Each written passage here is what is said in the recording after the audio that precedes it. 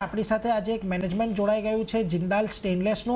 ખાસ કરીને કંપનીના પરિણામ જાહેર થયા છે અને પરિણામ નબળા રહ્યા છે, ખાસ કરીને માર્જિનના અનુમાનથી ઓછા રહેતા આપણને જોવા મળ્યા છે।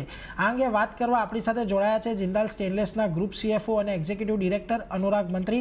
अनुराग जी, स्वागत है आपका सीएनबीसी बाजार पर। और सर, सबसे पहले तो एक क्वार्टरली अपडेट ही आपका लेना चाहेंगे, क्योंकि देखिए अच्छा क्वार्टर इस तरीके से रहा है, आपका सेल्स वॉल्यूम भी बहुत अच्छा रहा है और ओवरऑल FY24 का जो ईयर है वो भी अच्छा देखते हुए अच्छा देखने को मिला है।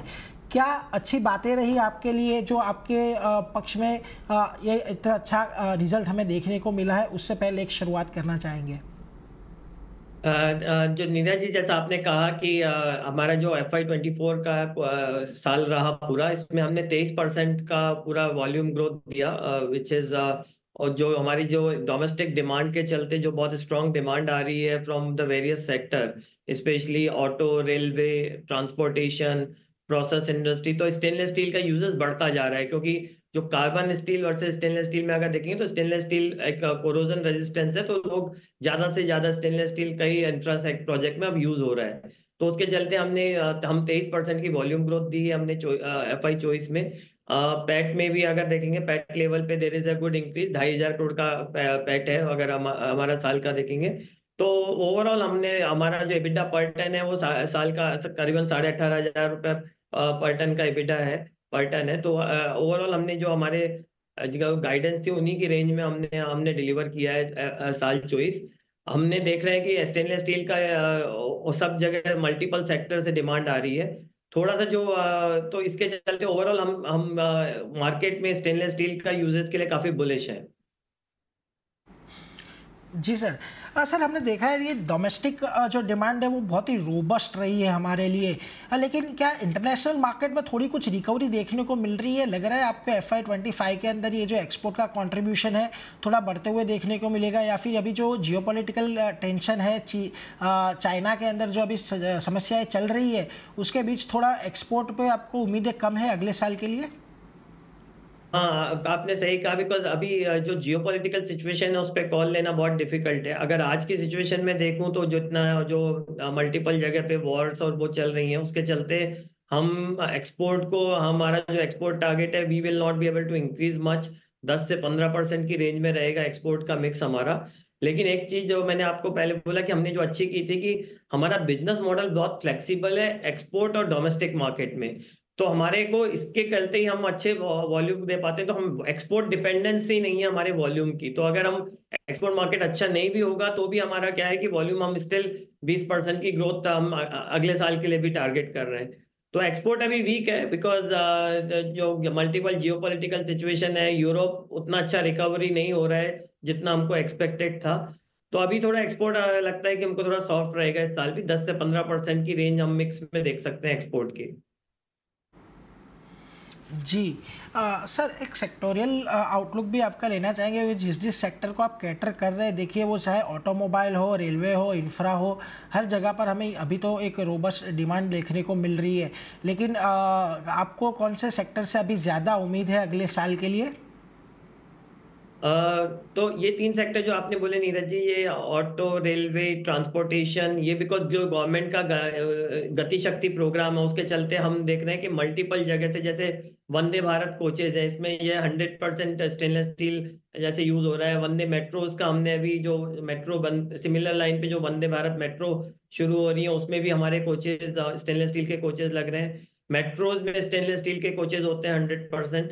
तो इसके चलते हम देख रहे हैं रेलवे, ऑटोमोबाइल में जो स्टेनलेस स्टील का weight to strength ratio better होता है, तो इसके चलते क्या फ्यूल एफिशिएंसी बेटर आती है स्टेनलेस स्टील के बसों में। तो जैसे बसों में स्टेनलेस स्टील की बस बॉडीज के अंदर यूज हो रहा है। तो इसके चलते हमने देख रहे हैं कि multiple auto, railway, transportation, process industry में काफी जा रहा है। जैसे जो स्पेशली डेयरी है, फार्मा इंडस्ट्रीज है, जहाँ स्टेनलेस स्टील, जहाँ हाइजीन और फूड ग्रेड का मैटर है, वहां पे स्टेनलेस स्टील, जैसे आपने देखा होगा घरों में हम यूज करते हैं, वैसे ही स्टेनलेस स्टील का एक नेचुरल यूज है। तो फार्मा, डेयरी और फूड इंडस्ट्री इसमें काफी हम देख सकते हैं आगे के टाइम में जो गवर्नमेंट का फोकस है। तो इसके चलते हमारी मल्टीपल सेक्टर से डिमांड है। तो हम कोई एक सेक्टर डिपेंडेंट नहीं है, हम देख रहे हैं कि डिमांड अक्रॉस द सेक्टर हमारी आ रही है स्टेनलेस स्टील की। जी सर। सर मार्जिन के फ्रंट पे आपको एक सवाल ये भी पूछना चाहूँगा। देखिए हमें मार्जिन के अंदर थोड़ा ये बार थोड़ा सा हमें कम देखने को मिला है, हालांकि कंफर्टेबल लेवल पे है। लेकिन अब FY25 के लिए आप यहाँ पर क्या मार्जिन की रेंज एक लेकर चलेंगे कि जिस पे आप फील करेंगे कि आप कंफर्टेबल रहेंगे पूरा साल? सो FY25 में भी जो हम देख रहे हैं कि अभी साल शुरू हुआ है, हम स्टिल अपनी जो मार्जिन की गाइडेंस है 18 से 20 हजार हम सोच रहे हैं कि हम मीट कर पाएंगे। तो हमारी जो मार्जिन गाइडेंस है FY25 के लिए वो 18 से 20 हजार रुपये पर टन है। Q4 थोड़ा सॉफ्ट था, उसके रीजन मैंने बताया, क्योंकि आपको जो था कि निकल एक तो कंटिन्यूअसली गिरता रहा, जो हमारा अंडरलाइंग रॉ मटेरियल है, तो उसके कारण कुछ इन्वेंट्री वैल्यूएशन के एडजस्टमेंट्स होते हैं, वो आए। प्लस रेड सी के कारण जो एक्सपोर्ट हमारा था उसके कारण फ्रेट बहुत बढ़ गया, तो उसका भी एक एडिशनल इम्पैक्ट आया, बिकॉज हमको ज्यादा फ्रेट पे करना पड़ा जो हमारे एक्सपोर्ट ऑर्डर कैटर करने के लिए। और तो उसके चलते और एक्सपोर्ट डिमांड भी थोड़ी सबड्यूड रही। तो एक्सपोर्ट में हम क्योंकि प्रीमियम मार्केट में जाते हैं, जहाँ पे Europe, United States and South Korea, these are the key markets for us. तो इनमें जो एक्सपोर्ट क्योंकि सबड्यूड है, तो उसके कारण थोड़ा हम एक्सपोर्ट कम रहा, तो ब्लेंडेड मार्जिन थोड़ा प्रेशर में रहे। लेकिन इसके बावजूद भी हम जो हमारा हमने इस साल पूरे साल जो चॉइस में डिलीवर किया है वो 18,500 रुपए पर टन का मार्जिन डिलीवर किया है। और हम एक्सपेक्ट कर रहे हैं कि 25 में भी हम 18 से 20 हजार रुपए पर टन की रेंज में अपना मार्जिन मेंटेन कर पाएंगे। जी सर। सर एक आखिरी सवाल बस आपसे यही पूछना चाहूँगा। देखिए आपने ये साल के अंदर एक हाइड्रोजन प्लांट भी चालू किया है अपने कार्बन एमिशन को यहाँ से घटाने के लिए। तो FY25 के लिए यहाँ पर आप कैपेक्स टारगेट लेकर क्या चल रहे हैं, और यहाँ पर कोई ऐसा कोई प्लान है कि जहाँ पर और आप ये कार्बन एमिशन थोड़ा कम करने के लिए आगे कैपेक्स करने वाले हो? हाँ, आपने ये बहुत अच्छा सवाल पूछा। आपको एक्चुअली मैं बताऊं, हम बहुत फोकस्ड है कार्बन एमिशन को लेके। तो हमने जो अपना स्टेनलेस स्टील का फर्स्ट इंडिया का ग्रीन हाइड्रोजन प्लांट है वो चालू किया, जो पायलट प्लांट था। इससे हमारे को रिजल्ट अच्छे दिख रहे हैं, तो हम इसको और आगे बढ़ाएंगे।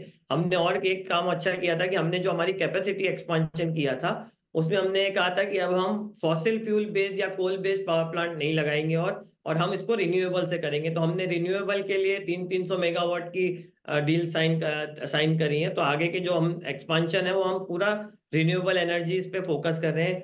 हमने फ्लोटिंग सोलर लगाए, काफी जीरो लिक्विड डिस्चार्ज पे काफी काम किया। तो ऑलमोस्ट हमने 700 करोड़ से ज्यादा का फंड ईयर मार्क किए अपने ESG रिलेटेड एफर्ट्स को लेके। तो बहुत ही फोकस वे से हम काम कर रहे हैं। दूसरी चीज, हम इंडिया में मैन्युफैक्चरिंग करते हैं, वो मैं बताऊं, हम कंप्लीटली ग्रीन तरीके से करते हैं। हमारे पास ब्लास्ट फर्नेस से नहीं करते हम, हमारे इलेक्ट्रिक आर्क फर्नेस से करते हैं। दूसरा, हम स्क्रैप्स को रिसाइकल करते हैं। तो हमारे यहाँ बहुत ESG का, क्योंकि एक तो स्टेनलेस स्टील पर से is corrosion resistant completely recyclable metal है। दूसरा, हम प्रोसेस जो बनाते हैं वो स्क्रैप के थ्रू बनाते हैं, तो रिसाइक्लेबिलिटी हमारी बहुत हाई है, सर्कुलरिटी। और इलेक्ट्रिक आर्क फर्नेस के थ्रू करते हैं। तो हम बहुत फोकस्ड है अपने ESG एफर्ट्स को लेके। ये आने वाले टाइम में जो हमने फोकस कर रहे हैं कि ऑलमोस्ट जीरो कार्बन एमिशन, वो हम एकदम ट्रैक पे हैं। जी सर, हम भी आपसे यही कामना रखेंगे कि आपका ये जो मिशन है वो आपका सक्सेसफुल हो जाए और आप एक बार ज़ीरो एमिशन तक पहुंचने में सफल रहेंगे। लेकिन इसके साथ ही सर बहुत बहुत शुक्रिया हमारे साथ जुड़ने के लिए और ये पूरी डिस्कशन करने के लिए। एंड आई होप कि अगले क्वार्टर में भी हम इसी तरीके से आपके साथ बात कर पाएंगे। धन्यवाद जी।